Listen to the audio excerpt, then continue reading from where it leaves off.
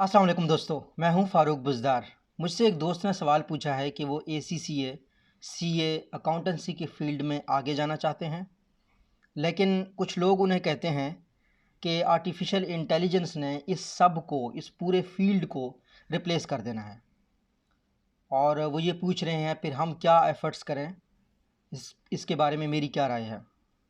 मैं इस क्वेश्चन को थोड़ा जेनेरिक कर देता हूँ ताकि वो तमाम लोग जो किसी भी फील्ड में कोई डिग्री हासिल करना चाह रहे हैं या आगे बढ़ना चाह रहे हैं और उनको जनरली टेक्नोलॉजी से डर है, मुस्तकबिल से डर है, रोबोट से डर है, मशीन से डर है कि आगे क्या होने वाला है, पता नहीं मशीन इंसानों को रिप्लेस करेंगे या नहीं करेंगे, पता नहीं आर्टिफिशियल इंटेलिजेंस कौन कौन से जॉब पकड़ेगी। इसको समझने के लिए हमें सबसे पहले ये देखने की ज़रूरत है कि मशीन्स क्या क्या काम कर सकते हैं और इंसान क्या क्या काम कर सकते हैं। इंसानों के पास कौन सी सलाहियतें हैं और मशीनों के पास कौन सी सलाहियतें हैं। देखिए, मशीनों के पास एक सलाहियत है, उसको कहते हैं लॉजिक।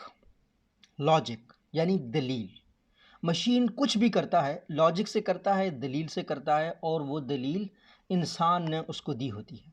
ये भी सच है कि मशीन आजकल सेल्फ लर्निंग करते हैं, खुद से सीखते हैं, ठीक है, इंटेलिजेंट मशीन्स भी हैं, तो वो भी लॉजिक के बेस पे लर्न करते हैं। तो मशीन की जो फाउंडेशन है वो लॉजिक है।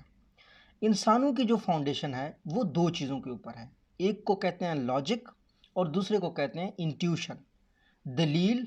इंट्यूशन का लफ्ज़ी मतलब तो वहम है, ख्याल है, लेकिन मेरे ख्याल में इंट्यूशन सोच, ज़मीर और शऊर का नाम है।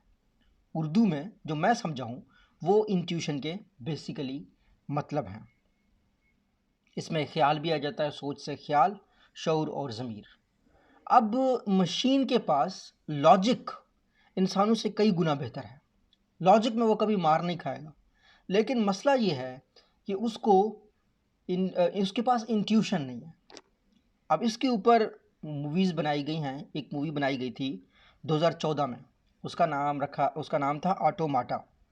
अभी मैं उसका जो ट्रेलर है वो प्ले करता हूँ, फिर मैं आपको समझाता हूँ कि उस मशीन में, उस मूवी में कैसे दिखाया गया कि एक रोबोट में इंट्यूशन आता है, ठीक है ना। उस इंट्यूशन को इस्तेमाल करने के लिए वो कितनी एफर्ट करते हैं। पहले आप ट्रेलर देखें, जिन लोगों को इंग्लिश समझ नहीं आती मैं फिर इसको एक्सप्लेन भी करूँगा।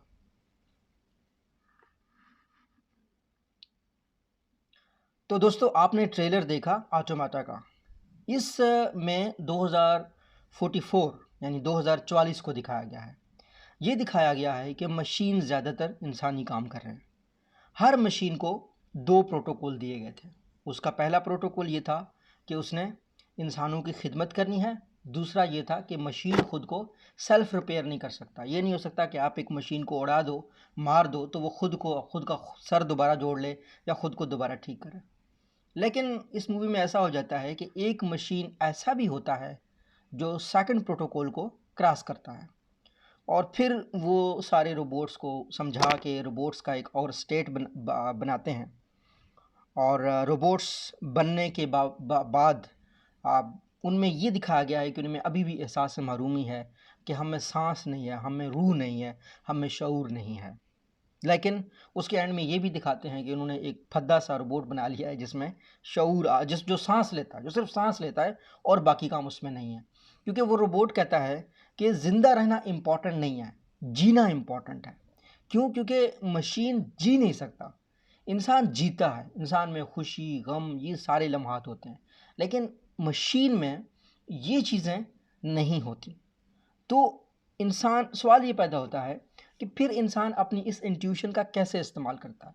इंसान अपनी इस इंट्यूशन को इस्तेमाल करके आउट ऑफ द बॉक्स सोचता है। आउट ऑफ द बॉक्स का मतलब है कि जो मौजूदा रैशनल है, इंसान उससे ऊपर सोच सकता है, लेकिन रोबोट्स इससे ऊपर नहीं सोच सकते। मिसाल के तौर पर, अब ये विज़न 2025 का अपने अंदर लेके खुश होना, हमेशा उसको मुसलसल करते रहना, ये एक इंसान का काम है जो स्टीव जॉब्स का था कि मशीन्स, हर बंदा सोचता था कि मशीन्स हैं ही दफ्तरों के लिए, लेकिन स्टीव जॉब्स ने सोचा कि मैं इसको इंसानों के लिए बनाऊंगा, ठीक है ना। नोकिया के फ़ोन्स होते थे, अब जो नंबर जिनके ऊपर वो कीपैड लगे होते थे। उसके बाद एंड्रॉयड का किसी ने सोचा, तो डिफरेंट शोबों को मिलाना, ख़याल आना, इंट्यूशन आना और ये एप्रिसिएशन वाली जो चीज़ें हैं, ये इंसान के अंदर होती हैं, मशीनों के अंदर नहीं होती। अब इसको मैं बहुत सिंपल कर देता हूँ, जो लोग समझना चाह रहे हैं वो ये है कि मिसाल के तौर पर एक बच्चा ले लेते हैं, एक छोटा सा बच्चा। वो अगर किसी बाहर कहीं दरख्त, कोई उस दो दो तीन बच्चों को ले जाते हैं, उनको कोई दरख्त दिखाते हैं, तो हर बच्चा अपने तरीके से उस दरख्त को देखेगा। कोई उसको फ्रूट को देखेगा, कोई उसके पत्ते को देखेगा, कोई ज़मीन के बारे में सोचेगा। हर बंदा अपनी इंट्यूशन यूज़ करेगा। लेकिन मशीन ऐसे नहीं कर सकते। मशीन एक सिस्टमैटिक तरीके से चीज़ों को देखते हैं, कोई अनसिस्टमैटिक उनका प्रोसेस नहीं होता। तो इसका सवाल का जवाब कि क्या आपको ईसीसीए करना चाहिए, क्या आपको एजुकेशन करनी चाहिए, आपको बिल्कुल करनी चाहिए। आपका इंट्यूशन तभी काम आ सकता है जब आप ये सारी चीज़ें करेंगे। और जहाँ तक बात है कि क्या मशीन्स इंसानों को रिप्लेस कर सकते हैं या नहीं कर सकते हैं, मेरे ख्याल में मुस्तकबिल करीब में तो बिल्कुल भी नहीं कर सकते। इंट्यूशन ये एक बहुत बड़ी चीज़ है, इसको अभी तक खुद इंसान अपने अंदर समझ नहीं पाया। लॉजिक को तो हम समझ चुके हैं, लेकिन इंट्यूशन को हम नहीं समझ सके। हम इसको कब तक समझते हैं, कहाँ तक समझते हैं, मुझे नहीं लगता ये मेरी ज़िंदगी में होगा। जिस तरह मूवी में दिखाया गया 2044 तक होगा, क्योंकि पहले हमें खुद का इंट्यूशन समझना है, फिर उसको बनाने में वक्त लगेगा। कब तक लगेगा अल्लाह जानता है। आप अपनी डिग्रीज अचीव कीजिएगा, अपने अंदर स्किल बढ़ाइएगा, आप में ख्याल, आप में आइडिया तभी आ सकते हैं जब आप पढ़ेंगे, जब आप फील्ड्स को जानेंगे। तो ये मेरा मशवरा है। अल्लाह हम सब का हामी नासिर हो। अल्लाह हाफिज़।